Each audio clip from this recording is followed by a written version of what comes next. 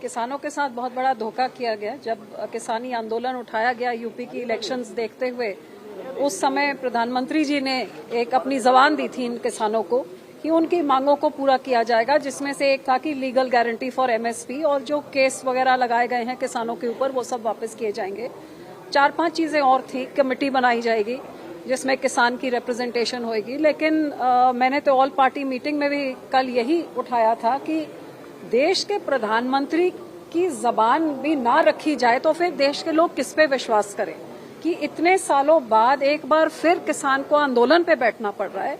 और क्योंकि जो जबान दी गई थी वो पूरी आज तक नहीं हुई है। और अब और भी बड़ी हैरानी की बात जो पता लगी है कि जब किसानों को 15 फरवरी को दोबारा आंदोलन करने पे मजबूर हुए क्योंकि उनकी मांगे प्रधानमंत्री जी ने पूरी नहीं करी थी, तो अब पता लग रहा है कि जिन पुलिस के अफसरों ने किसानों के ऊपर इतनी बड़ी तशद्दद करी। मेरे कॉन्स्टिट्यूंसी का बल्लो पिंड का एक सुखदीप नौजवान, इकलौता बच्चा, अपने इकलौता लड़का अपने माँ-प्यो का, उसके गोली मार के उसकी हत्या हो गई।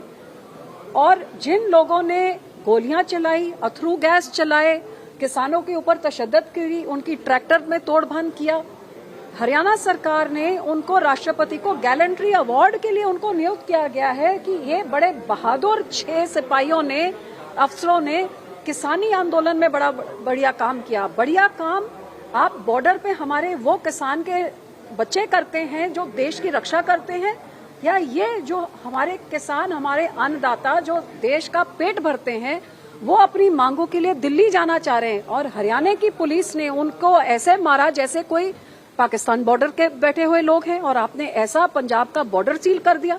और हमारे पंजाब सरकार के मुख्यमंत्री ने ना हमारे किसानों का साथ दिया, ना जो नौजवान लड़का जो मारा गया पंजाब का, ना उसके ऊपर कोई इंक्वायरी बैठाई, बल्कि ये जो अब इसी से देश की सरकार को अब इतना हौसला मिल गया कि हरियाणा सरकार उनको गैलेंट्री अवार्ड दे रही है जो किसानों को मार रही है। तो मैं तो हैरान हूं कि ये हो क्या रहा है। और मेरे हिसाब से यही कारण है कि एनडीए सरकार की जो मेजॉरिटी नहीं आई, 400 पार का सपना देखते देखते 300 भी नहीं पार कर सके, वो कारण ही ये है कि किसानों की नाराजगी इस सरकार के, और जे किसानों की नाराजगी ये दूर नहीं करेंगे तो इस सरकार के दिन बहुत लंबे चौड़े नहीं चलने वाले हैं।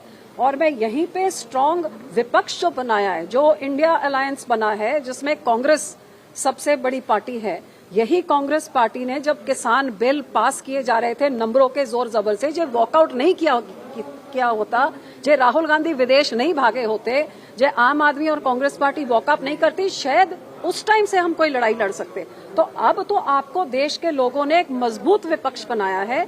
इतनी सारी आप पार्टियां कुर्सी की खातिर आप इकट्ठे हो गए, अब किसानों की खातिर इकट्ठे होइए और लड़िए उस पार्लियामेंट में किसान के हक में।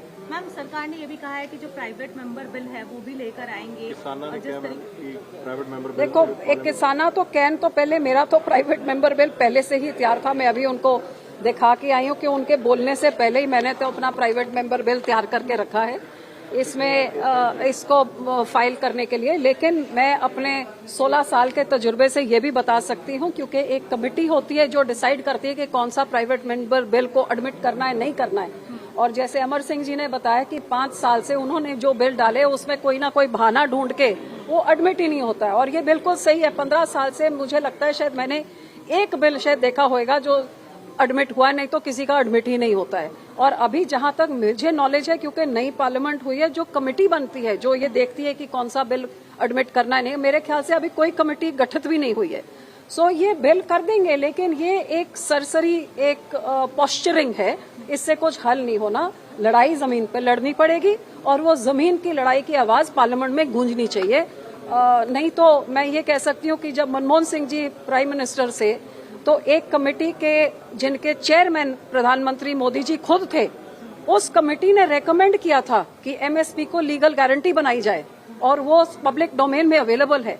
तो प्रधानमंत्री जी बहुत भली भांति जानते हैं कि किसानों की इसकी जरूरत है। उन्होंने खुद उस समय के प्रधानमंत्री को रेकमेंड किया था, लेकिन जब तक वो खुद प्रधानमंत्री बने तो क्या बदल गया, ये सिर्फ वही जान सकते हैं। तो ये एक लड़ाई जमीन पे, और मैंने किसानों ग्रुप को भी मैंने ये भी बेनती करी है कि एमएसपी की लड़ाई जरूर लड़ें, लेकिन इंश्योरेंस, क्रॉप इंश्योरेंस की लड़ाई इक्वली इम्पोर्टेंट। अब जब आपकी फसल मरी गई तो एमएसपी तो मिलनी नहीं है, कम से कम इंश्योरेंस तो मिले। और जिस तरह से अब हालात हो रहे हैं, कभी बाढ़ आ रही है, कभी सूखा पड़ रहा है, कभी फ्लडिंग हो रही है, तो इस हिसाब से तो क्रॉप इंश्योरेंस इक्वली इम्पोर्टेंट है कि किसान की फसल मरे उसको कुछ तो मुआवजा मिले।